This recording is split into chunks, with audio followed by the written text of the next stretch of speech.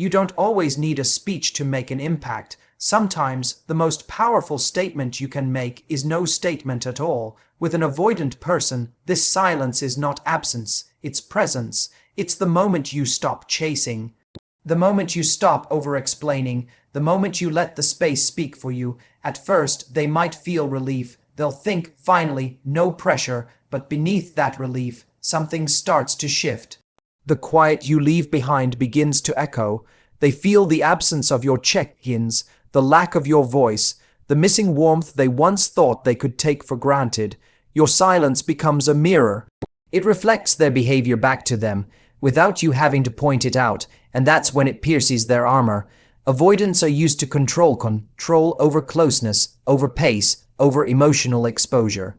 But when you step back, you flip the dynamic. Suddenly, they're not in control of the distance anymore. They start wondering where you've gone, not physically, but emotionally. They begin to miss the certainty you brought. The grounding, the way you made connection easy. And here's the truth. They won't always show it, but they feel it. They may reach out awkwardly, test the waters, send a message that doesn't say much on the surface, but underneath is asking, are you still there? Your silence has made them feel something they've been running from: loss, and in that moment they realize you weren't just someone who cared, you were the person who could reach them without pushing. That's the kind of silence they don't forget. Silence is not absence, it's a form of presence that can carry more weight than words. It is not the void people think it is not a disappearing act. It is a deliberate choice to let the stillness speak. When you deal with someone avoidant, silence becomes a different kind of language. It is the point where you stop chasing, you stop repeating yourself. You stop offering explanations they've already heard but refuse to understand. At first, they might feel relief. They might even think you've finally stopped pressuring them. They mistake your quiet for surrender. But silence has a strange way of echoing. The absence of your voice becomes loud in their mind. The space you create starts to feel heavier than any words you could have spoken. They begin to notice things they never noticed before. The lack of your check-ins, the missing warmth of your daily messages, the comfort of knowing you were always there gone, and it makes them uneasy. Avoidants are used to being the ones who control the pace. They control closeness. They decide when to open up and when to retreat. But when you step back, that control slips from their hands. Suddenly, they are no longer the one setting the distance. You are. That shift changes everything. Your silence becomes a mirror, showing them the distance they've created. And unlike arguments or pleading, this mirror cannot be ignored. They may tell themselves they're fine without you. But a part of them starts to wonder. They start to miss the certainty you brought, the grounding you gave them without asking for anything in return. They may reach out in small, clumsy ways. A casual message that says little but means everything. A random question that doesn't need an answer but gives them a reason to speak to you. And beneath it, the unspoken question, are you still there? Your silence forces them to feel something they've spent a lifetime avoiding. Loss, they realize they can't feel your energy anymore. They realize you've stopped giving what they thought would always be there. And that realization pierces through the armor they've built around their emotions. It's not anger that breaks them. It's not confrontation. It's the quiet truth that you are no longer willing to give yourself to someone who won't meet you halfway. That is when they see the value of what they had. That is when they feel the weight of your absence, wrapped inside the presence of your silence. Avoidants initially feel relief when the pressure to connect is removed. It's like they can finally breathe again. The weight of expectations, the constant invitations to open up, the emotional presence that feels too close for comfort, it's gone. In that first moment, they tell themselves this is exactly what they needed. They feel in control again. They can retreat into their own world where no one is asking for more than they're willing to give. They can convince themselves that distance means safety, but here's what happens next. Relief doesn't stay forever. Silence has a way of changing its shape over time. What once felt like freedom starts to feel like emptiness. The space that seemed comfortable at first begins to feel cold. They notice the absence of the familiar voice that used to reach out. The small daily messages, the gentle questions that made them feel seen. The connection they once thought they could live without doesn't feel so optional anymore. They remember how it felt to be cared for without having to earn it. And they realize that care is no longer there. They start wondering if you've moved on, if someone else now has the attention they took for granted. They replay the moments when you were there for them, even when they weren't showing up for you. It creates an unease they can't quite explain. They may try to distract themselves, fill the gap with busyness or casual conversations with others, but nothing fills it the same way, because the connection they lost wasn't about convenience, it was about safety. The kind of safety that comes from knowing someone sees you, flaws and all, and still stays. And now that safety is gone, avoidants rarely admit this out loud. They're too used to wearing their armor. But deep down, they feel the shift. They know the dynamic has changed. They know you're not standing where they left you, and it scares them, not because they need constant closeness, but because they're realizing that distance has a cost. The cost is you. The cost is the presence you brought into their life, the emotional stability they thought they didn't need but actually depended on. Relief was the first chapter. What comes after is the quiet, unsettling awareness that the space they created is now filled with your absence. And that's a space they can't control anymore. That relief often turns into discomfort as the absence starts to sink in. At first, the space feels like freedom. They think they've escaped the pull of connection, the weight of expectation, the quiet pressure to open up. But slowly, almost without noticing, the silence begins to take on a different tone. What was once light begins to feel heavy. The air feels colder without your presence in it. The comfort of knowing you were just a call or message away is no longer there. And that absence is louder than they expected. They start to notice the moments when they would have shared something with you, but now don't. They notice the way their phone stays still, without your name lighting up the screen. They feel the gap in their days where your voice used to be. It creeps in quietly, not as an explosion, but as a slow, steady awareness. This isn't the kind of distance they thought they wanted. It's not space anymore, it's loss. And loss feels very different from freedom. They begin to miss the tiny details, the way you laughed at their jokes, even the unfunny ones, the way you noticed when their mood shifted before they even said a word. The warmth you brought that they never asked for but always felt.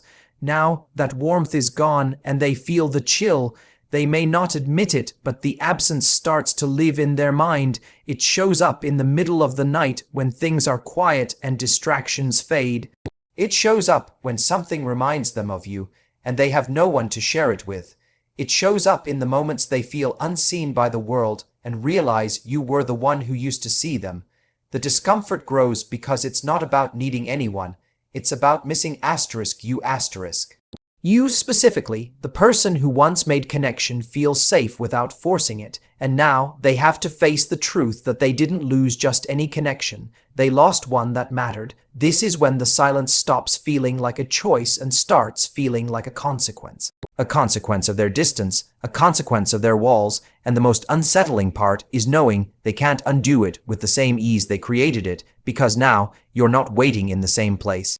You've moved and they're left feeling the weight of a presence they pushed away, now gone and harder to find again. Your lack of communication becomes a mirror to their own behavior. It's not loud, it's not dramatic. It's quiet, still, and undeniable. Every unanswered message, every day without your voice, reflects back the same energy they once gave you. It forces them to see what it's like to be on the other side of their distance. The silence they once thought was harmless now feels different when it's directed toward them. They begin to notice the emptiness in the spaces where your presence used to be. They start to feel the pause where your laughter once filled the air.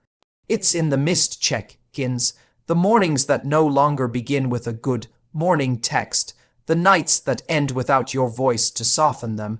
Each moment without you shows them, in real time, the reality they created. You're not punishing them. You're simply matching the energy they've been giving, but in that match, they can finally see the impact of their choices. For the first time, they experience the same distance they've kept between you. And it doesn't feel as safe as they imagined, because now they're not the one controlling the closeness. They're not the one deciding when to reach out and when to retreat. You've taken that power back, not with anger, but with silence. And that silence speaks in a language they can't ignore. It says, without a single word, asterisk, I won't keep showing up where I'm not met. Asterisk, it says, asterisk, if you want connection, you'll have to choose it too. Asterisk, this mirror doesn't just reflect their actions, it makes them feel them. They feel what it's like to be left wondering. They feel what it's like to be uncertain about where they stand. They feel the weight of not knowing if someone still cares, and in that discomfort, something shifts. They realize the distance they once used as a shield also blocks the warmth they secretly needed. They see that silence isn't always safety. Sometimes it's the beginning of losing someone, and the reflection staring back at them is clear. They are looking at the version of themselves you had to protect yourself from. It's not easy for them to face, but it's real, and once they've seen it, they can't unsee it. Because your silence has done something words never could. It's made them feel exactly what you felt when their walls kept you out. Stepping back shifts the power dynamic, making them aware of the distance. For so long, they've been the one deciding when to lean in and when to pull away. They've been the one controlling how close things get, how deep conversations go, how much of themselves they reveal. It's a position that feels safe to them. It lets them set the rules without ever having to say them out loud. But the moment you step back, everything changes. The control they've grown used to starts to slip. They no longer get to decide how much access they have to you. They no longer get to assume you'll always be there when they finally feel ready to connect. Your presence, once so easy to reach, is now something they have to work for. And that's new for them. It creates a tension they didn't expect. At first, they might tell themselves they don't care, that the space doesn't matter, that they can handle the gap between you, but then they begin to notice the shift. The way the conversations aren't as frequent, the way you respond with calm, measured energy instead of eager, instant replies, the way your life seems to be moving forward without them at the center of it. And for the first time, they're not in control of the pace anymore. You are. That awareness stirs something in them. It's not just the loss of control. It's the realization that distance feels different when they're not the one creating it. It's unsettling. It makes them wonder if they've gone too far this time, if the space they wanted has become a space they can't close. They start to see that pulling away doesn't always mean you'll still be there when they come back. They start to realize that your patience has limits, that your attention, your care, your consistency, all the things they thought were permanent, are not guaranteed, and this new dynamic forces them to choose. Do they step forward? Do they close the gap? Or do they risk watching you walk farther away? They feel the distance now in a way they never have before, not as a choice they made, but as a consequence of yours. And in that shift, they finally understand something important. When you step back, it's not to punish them, it's to protect yourself, and that protection changes everything, because sometimes stepping back isn't about ending the connection. It's about giving them the chance to meet you where you are. It's about making it clear that your love, your energy, your presence are gifts, not obligations. And if they want to keep them, they'll have to stop hiding behind distance and start choosing closeness. Because once you've taken your power back, they can no longer decide how much of you they get. Only you can decide that now.